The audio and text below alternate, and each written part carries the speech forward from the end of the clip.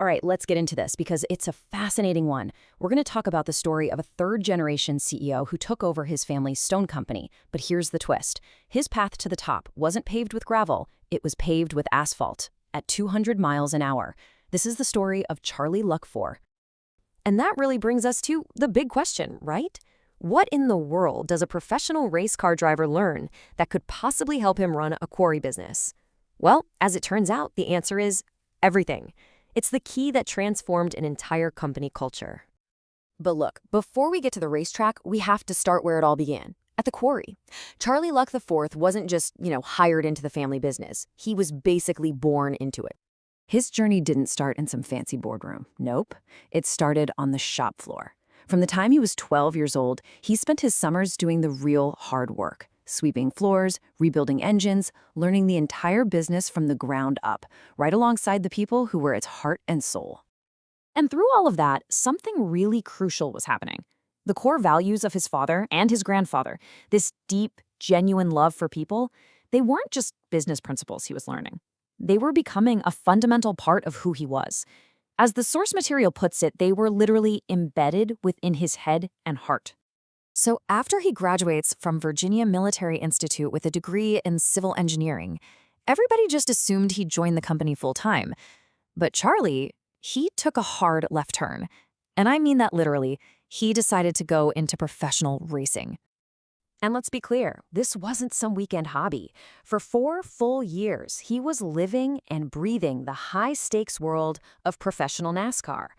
It seemed like a total departure from the family legacy, but you know what? Those 4 years would end up changing everything. I mean, you couldn't imagine 2 more different worlds, right? The quarry is all about patience, long-term legacy. The racetrack, that's about high-speed competition and trusting your team with your life in a split second. But it was in that intense team-first environment of NASCAR that Charlie had a huge realization. The real engine of any successful business is people, all working together toward a single, clear mission. And that perspective, it was going to shape everything that came next. So when Charlie finally did return to Luck Companies, he didn't just bring his engineering degree back with him. He brought this brand new perspective, one that was about to redefine the entire purpose of the family business. He championed this idea called values-based leadership. And here's the key takeaway on this. It's not about putting profits first. Not at all. It's about letting a core, human-centered mission guide every single decision the company makes. And this became the mission. So simple, so powerful, and totally memorable. Inspired by that love for people he saw in his father and grandfather, Charlie declared that the company's real purpose was to ignite human potential.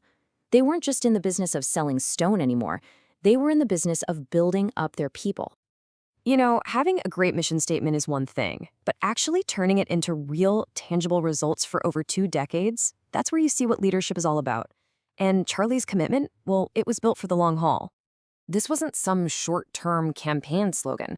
Under Charlie's leadership, the company laid out this deliberate 25-year vision, breaking it down into a series of 5-year strategic plans. It was a crystal-clear signal that this was a long-term commitment to the mission. It was a marathon, not a sprint.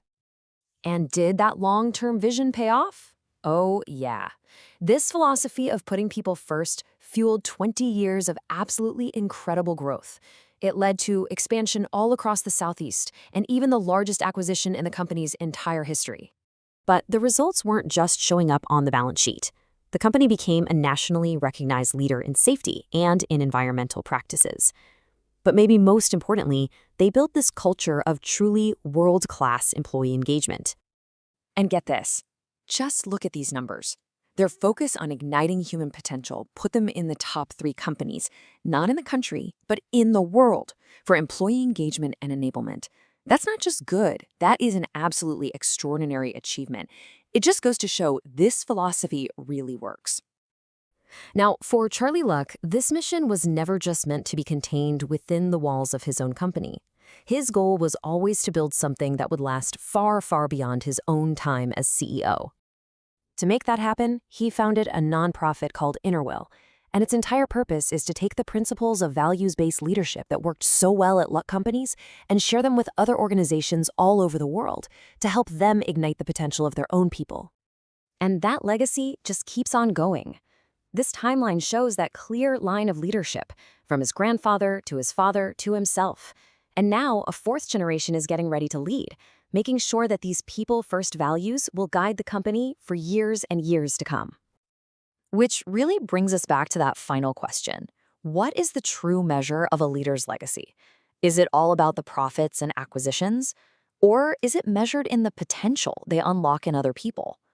The story of Charlie Luck seems to suggest that if you focus on the second one, the first one has a funny way of taking care of itself.